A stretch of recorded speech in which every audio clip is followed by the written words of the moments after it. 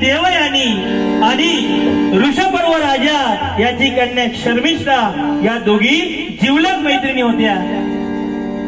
आणि त्या दोन्ही जिवलग मैत्रिणी एके दिवशी असं ठरवलं की आपण अरण्यामध्ये वनशोभा बघण्यासाठी जायचं। आणि त्या आपल्या सर्व सखींना घेऊन सर्व मैत्रिणींना घेऊन अरण्यामध्ये वनशोभा पाहण्यासाठी गेल्या। आणि वनामध्ये गेल्यानंतर वनशोभा पाहत असता असता त्यांना एक सुंदर तलाव दिसला।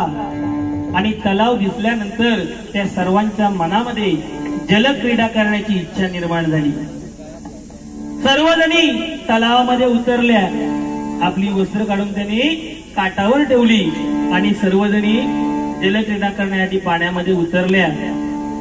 जलक्रीडा करत असता असता त्या जलक्रीडेमध्ये धुंद झाल्या आणि त्याच वेळी शंकर आणि पार्वती त्या दिशेने येताना त्यांना दिसले। शेवटी महिलाच त्या परपुरुष समोरून येतोय म्हटल्यानंतर त्यांच्या मनामध्ये लज्जा निर्माण झाली आणि त्या सर्वजणी काठावर वस्त्र परिधान करण्यासाठी आल्या।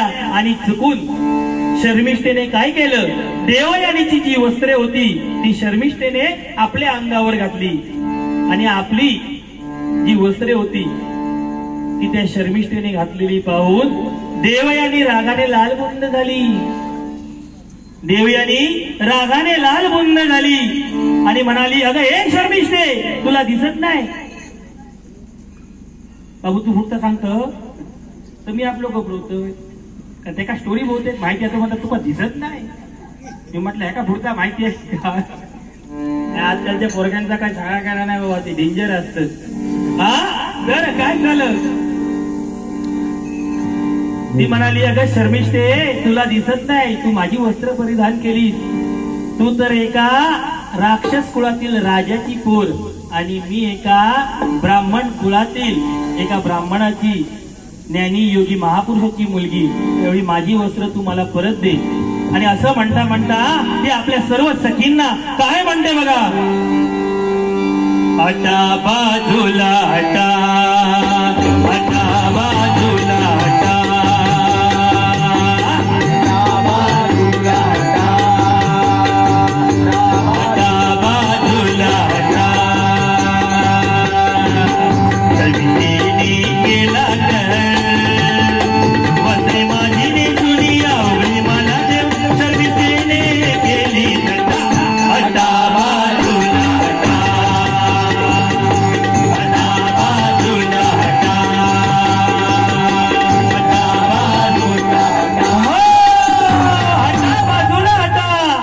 सटवीने काय केलंय बघा, माझी वस्त्र तिने घातली।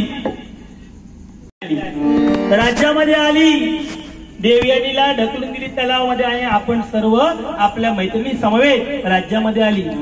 राज्यामध्ये आल्यानंतर राजाला सर्व हकीकत सांगितली की असा असा प्रकार झाला। देवयानीला आपण खूप समजावलं परंतु ती काय यायला तयार होईना। शेवटी दैत्य गुरु शुक्राचार्य यांनी विचारलं की माझी मुलगी देवयानी कुठे? त्यावेळी ती शर्मिष्ठा आणि त्याच्या मैत्रिणी दैत्य गुरु शुक्राचार्यांना काय सांगतात बघा,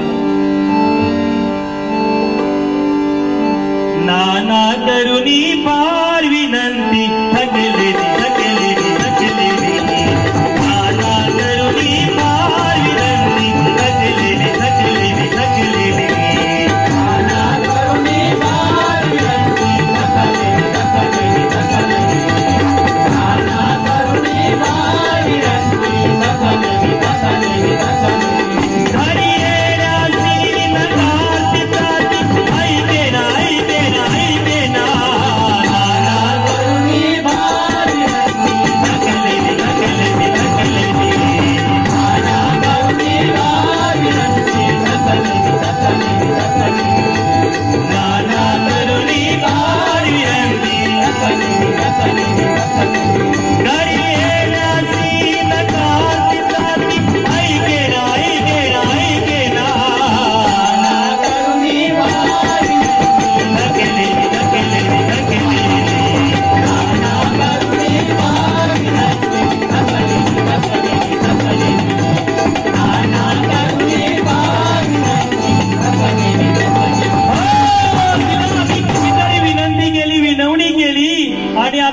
थकलो, परंतु ती काय यायला तयार होईना.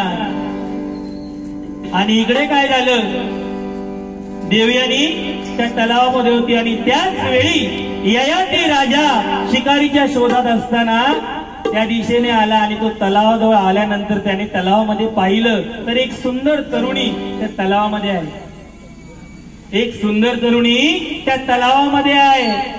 त्याबरोबर ययाती राजाने काय केलं, आपला शेला काढला आणि त्या ययाती त्या देवयानीच्या दिशेने फेकला आणि त्या शेल्याला धरून देवयानी वर आली आणि शेवटी ययाती राजाने देवयानीचा हात पकडला आणि तिला तलावाच्या बाहेर काढली. आणि तो ययाती राजा काय म्हणतो बघा, पाहिली रे पोरगी मस्त मस्त मी पाहिली रे पोरगी मस्त मस्त मी पाहिली रे तळ्यामध्ये बुडताना तिला पाहिली रे तळ्यामध्ये बुडताना तिला पाहिली रे तळ्यामध्ये बुडताना पाहिली रे पोरगी मस्त मस्त मी पाहिली रे पोरगी मस्त मस्त मी तळ्यामध्ये बुडताना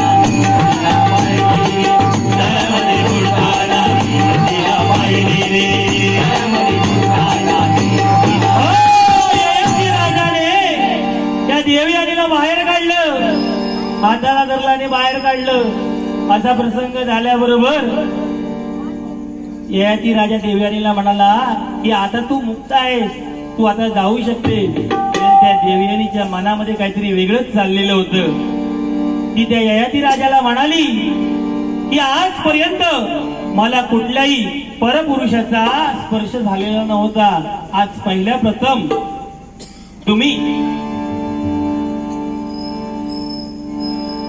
प्रथम तुम्ही माझा हात पकडलेला आहे.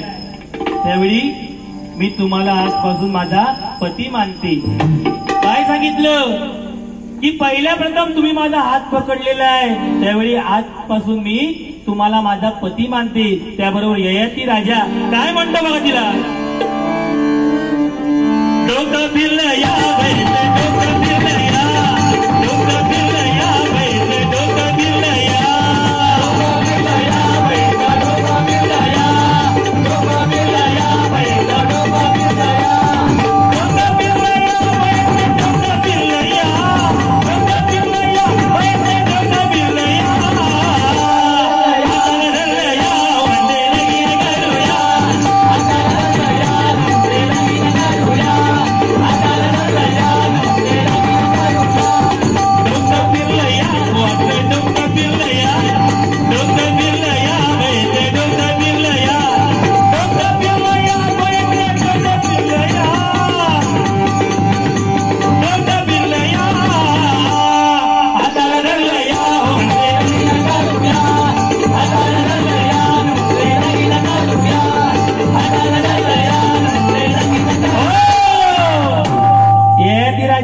तुझा काय डोक्या बिक्या काय फिरला की काय, निसतो हातात धरल्याबरोबर ती सांगतो लगीनच करूया म्हणाल.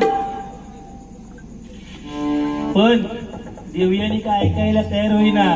तोपर्यंत तिकडून ऋषपर्व राजा आणि त्या देवयानीचे वडील म्हणजे कोण तर दैत्य गुरु शुक्राचार्य ते सगळे त्या ठिकाणी आले. तोपर्यंत या ठिकाणी ययाती राजा होता. त्याने सांगितलं, अरे अगं बाई, मी तर एक राजकुळातला क्षत्रिय आणि तू तर एक ऋषीची कन्या, ती सुद्धा कोणाची, शुक्राचार्यांची. त्यावेळी आपलं काय लग्न होऊ शकत नाही. त्यावेळी ही काय म्हणाली देवयानी की हे सगळं जे होणार लग्न ते आपल्या बाबांच्या इच्छेनुसारच होणार. आणि तिकडे ययाती राजा मावलो, आता ठीक आहे बापाशीच्या इच्छा होता काय मनाने मावलो, हरकत नाही. आजकाल कोण बापाशी इच्छा बघितच रवणत नाही. कोण गावलं काय गाडीत गेला का वाटत काय कॉलेजला जाते का वाटेक लागली. पण ती देवयानी तरी होती, ती तरी समंजस होती. ती म्हणाली सगळं काय होईल ते वडिलांच्या इच्छेने होईल असं आश्वासन दिल्यानंतर तो ययाती राजा आपल्या राज्यामध्ये निघून गेला. आणि इकडे ऋषपर्व राजा आणि दैत्यगुरु शुक्राचार्य हे सगळे त्या तलावापाशी आले आणि त्या देवयानीला विनंती